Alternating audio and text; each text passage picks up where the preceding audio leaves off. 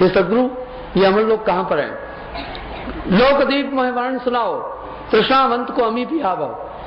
मुझे भरोसा है हे सदगुरु, कैसे ये त्रिदेव बने, कैसे ब्रह्मांड बना, सूर्य चंद्रमा कैसे बने, तारे आदि कैसे बने, सृजन कैसे हुआ, सृष्टि कैसे बनी। साहब कह रहे हैं, धर्मदास अधिकारी पाया, ताते कह मैं भेद सुनाया। जब भी अधिकारी मिलता है, विश्वास पात्र मिलता है, मैं उसको भेद बोलता हूं। सुनो, तब सब रहे पुरुष के माही, जस बट वृक्ष मध्य रह छाई। वो अकेला था, वो नित्य था, वो सत्य था, वो अनादि है, जिसका कभी भी अंत नहीं होता। सत्य सोई जो विंशे नहीं, इसलिए साहब ने उस परम पुरुष को सत्पुरुष भी कहा, अगम पुरुष भी कहा। वो था नानक देव जी। इसी जगह पर कहे, आदि सच जुगादि सच है भी सच, नानक होसी भी सच। आदि उत्पत्ति सुनाओ धर्मन, कोई न जानत ताहे को। साहब कह रहे हैं, ये आदि उत्पत्ति को कोई भी नहीं जानता है। सब बहु विस्तार पाछे साख दूं मैं काहे को। कह रहे ये सब बाद में हुए, किसकी गवाही दूं? आइए कह रहे हैं, सत्पुरुष तब गुप्त रहा है, कारण करण नहीं निर्माए। कोई भी सृष्टि नहीं थी, माया सूक्ष्म स्थूल सृष्टियां नहीं थी, कारण सृष्टि भी नहीं थी, जीव ब्रह्म माया सृष्टि भी नहीं थी। वो सत्य था, वो नित्य था, वो एक था। कह रहे संपुट कमल रहे गुप्त स्नेहा, पहुंच माय रहे पुरुष विदेया। इच्छा कीन अंश उपजाए, हंसन देख हर्ष भव पाए। परम पुरुष ने शब्द पुकारा, अनंत प्रकाश उत्पन्न हुआ, सत्य प्रकाश खुद उसमें समा गया। गुप्त हतो प्रकट हो आए। जब भी हम प्रकाश की बात करते हैं तो आपका ध्यान जाएगा शायद कहीं बल्ब की रोशनी नहीं, वो अलौकिक अद्भुत ज्योति पुरुष की काया। वो ऐसा प्रकाश नहीं, सूर्य चंद्रमा तारों का आदि का नहीं, वो हुआ स्वयं परम पुरुष उसमें समा गया। जैसे पानी में चीनी डालने समा जाती है, अनादि पुरुष उसमें समा गया। गुप्त था और प्रकट हुआ, निराकार नहीं था, गुप्त था। फिर क्या किया? जैसे पानी की एक मुट्ठी भर करके हम उछालते हैं तो अनंत बूंदें हो जाती है। परम पुरुष ने उस प्रकाश को अनंत उछाला, अनंत बिंदु हुई, वो आत्मा हुई, वो अंश हुए। अंशन देख हर्ष भव पाए। आत्मा को परम पुरुष ने बनाया नहीं, ये तो उसका अंश है। वो परम पुरुष में ही विचरण करने लगे। जैसे पानी से एक मुट्ठा भर करके हम उछालें तो अनंत बूंदें हो जाती है, पर जब पानी में दोबारा गिरती है तो पानी का ही रूप हो जाती है। पर वहां एक कमाल हुआ, आत्माएं वापस वो नन्ही बूंदे परम पुरुष में विचरण करने लगी। उनका वजूद रह गया, उनका अस्तित्व रह गया, उनका स्वरूप रह गया। वो आत्माएं परम पुरुष में आनंद को अनुभव करने लगी। बड़ा आनंद था वहां। स्वामी जी, आदि नाम, सार शब्द, सत्य नाम क्या वस्तु है? कबीर जी ने अपनी वाणी में उसका वर्णन किया है। कोटि नाम संसार में, कोटि नाम संसार में, दुनिया में करोड़ों नाम है ना, लेकिन वो नाम क्या लिखा न जाई, पढ़ा न जाई, बिन सदगुरु कोई नहीं पाई। जो सार नाम है वो वाणी का विषय नहीं है, वो एक दिव्य चेतना है। जैसे पारस एक लोहे को स्पर्श करके अपने स्वर्ण बनाता है, इस तरह एक पूर्ण सदगुरु के पास पारस होती है, उसके माध्यम से वो नाम देता है। लिखा न जाए, पढ़ा न जाए, बिन सदगुरु कोई ना ही पाई। नाम नाम सब जगत बखाना, नाम भेद कोई बोला जाना। अभी आपने सुने कबीर पंथी श्री मधु परमहंस जी महाराज, आश्रम रांजड़ी, जम्मू के विचार। और आइए अब जानते हैं जगत गुरु तत्वदर्शी संत रामपाल जी महाराज, सतलोक आश्रम, बरवाला, जिला हिसार, हरियाणा के विचार।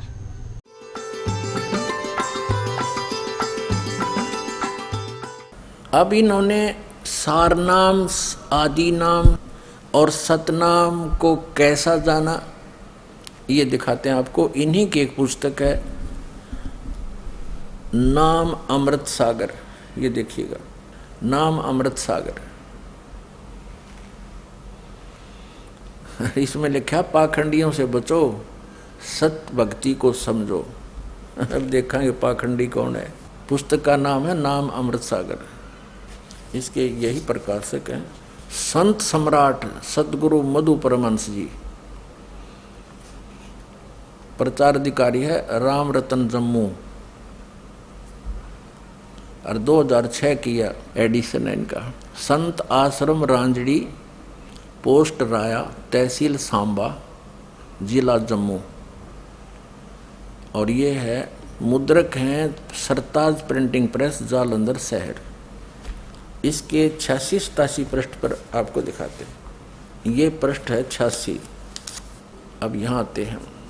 इन्होंने यहाँ विवेचन किया कि सार शब्द सर्व से न्यारा, भेद न पावे कोई, चार वेद में ब्रह्मा बोले, आद नाम न पाई। कबीर साहब की वाणी है ये। सार शब्द और आदि नाम परमात्मा ने एक ही बोला है, बिल्कुल ठीक है। अब देखो, यह आदि नाम है, यह सच्चा नाम है। सच्चा नाम माने सतनाम। ये अनुवाद है मधु परमहंस जी का, और ये वाणी है परमेश्वर जी की। ये क्या कहता है? यह आदि नाम, यह सच्चा नाम, यानी सतनाम और आदि नाम ये एक कह रहा है। वाणी का विषय नहीं है, ये बोला नहीं जाता। ये 52 अक्षर से परे विधेय नाम है। अब इसने 3 इकट्ठे कर दिए, आदि नाम, सच्चा नाम माने सतनाम, और विधेय नाम, ये एक हो गए। ये जो कहना चाह रहे हैं, आदि नाम भी वही है, सतनाम भी वही है, सचनाम कहो चाहे सतनाम कहो, और विधेय नाम भी ये एक को ही बोल रहा है। 3 एक ही हो गए। अब देखो, अब ये 87 पृष्ठ पे क्या कह रहा है? शब्द शब्द सब कोई कहे, वह तो शब्द विधेय, जिह्वा पर आवे नहीं, निरख परख कर ले। ठीक है, इसका अनुवाद ये कर रहा है मधु परमहंस जी। पर यह नाम क्या है? सार शब्द सतपुरुष कहाया, यानी सार शब्द ही सतपुरुष है। गुरु नाम देते समय मालिक दे देता है। गुरु अपनी सुरती में परमात्म सता लाकर देता है, यही नाम है। अब इससे क्या हो गया? सार शब्द और सतपुरुष। सार शब्द भी सतपुरुष कहाया, और अमरलोक भी सतपुरुष कहाया। इसकी पढ़ते रहिए, जानते हैं। अब इससे क्या सिद्ध हो गया कि सार शब्द, सत शब्द, सतनाम जिसे कहते हैं, सच्चा नाम, और आदि नाम, और विधेय नाम, और सार शब्द, और सार नाम, ये एक कहा इसने। और इसी को सतपुरुष भी कहा कि सार शब्द सतपुरुष कहाया, और उधर से सतपुरुष यानी अमर पुरुष कहो चाहे सतपुरुष कहो, अमर पुरुष, अमर पुरुष कहा। अमर पुरुष ही सतलोक, वो अमरलोक कहाया। अब इसकी अंग्रेजी उदास समझेगा, आप नहीं समझ सकते, क्योंकि आप तो विद्यार्थी हो। जैसे रोगी है, वो दवाई को नहीं समझ सकता, औषधि को डॉक्टर ही बता सकता है, डॉक्टर की बताई हुई औषधि को, कि ये ठीक है कि गलत। अब यहाँ इस महापुरुष ने क्या स्थिति बताई परमात्मा की, कि परम पुरुष कहो उसको सत्य पुरुष कहो। इसने कितना जाना परमात्मा को, कि पहले परमात्मा ने एक शब्द पुकारा, उससे प्रकाश उत्पन्न किया, फिर उसके अंदर समा गए। वो सतपुरुष भी और अमरलोक भी और अमर पुरुष भी एक हो गया। उसी को अमरलोक कहते हैं, उसी को अमर पुरुष कहते हैं। और अब इसने क्या बताया? आदि नाम, सार शब्द, शब्द विधेय, और ये सब एक बताया, और उसी को कहा कि वही अमर पुरुष है। अब इसकी बुद्धि का सतर देखना। इसने वही राधा स्वामी पंथ वालों की थ्योरी यानी सिद्धांत को दृढ़ कर दिया। वो भी यही कहते हैं, सतनाम, सतलोक, सतपुरुष, सार शब्द, सारनाम, सतनाम, सतपुरुष, ये एक ही है। सतनाम को ही कहते, वही लाकर छोड़ दिया इसने। फिर देखो एक बार, ये अनुराग सागर की वाणी फिर देखो। ये इनकी पुस्तक है, अनुराग सागर की वाणी। ये भी दिखाई थी आपको इससे पहले। ये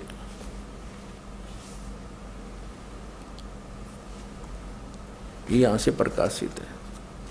फिर देखो इसकी थ्योरी। अब 23 पृष्ठ पर देखिएगा। अब यह क्या कह रहा है कि यहाँ आगे चले। वास्तव में यह रहस्य छिपाया गया है, सबसे पहले उन्होंने एक शब्द पुकारा परमात्मा ने, परम पुरुष गुप्त थे, अद्भुत श्वेत प्रकाश उत्पन्न हुआ, श्वेत प्रकाश उत्पन्न किया, स्वयं उसमें समा गए और वे ही अमरलोक हो गया। अब अमरलोक और परम पुरुष एक बन गया। ठीक, अब हम यहाँ देखें। और दूसरा ये क्या बताता है कि उस जिसको ये अमरलोक कहता है वही अमर पुरुष, वही सतपुरुष, यानी एक प्रकाश का लोथड़ा इसके शब्दों में। और उसके अंदर जीवात्मा कैसे रहती है, जैसे समुद्र में मछली घूमती रहती है और बिंदु टाइप है, डॉट टाइप है, आत्मा का आकार है।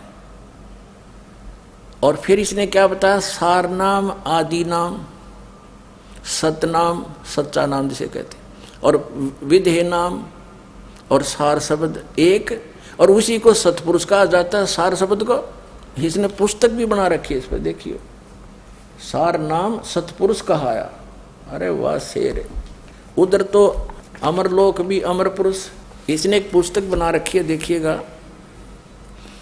ये पुस्तक है सार नाम सतपुरुष कहाया, यानी सार नाम भी सतपुरुष और अमरलोक भी सतपुरुष और सतपुरुष या अमरलोक, ये इनकी यहाँ से छपी है।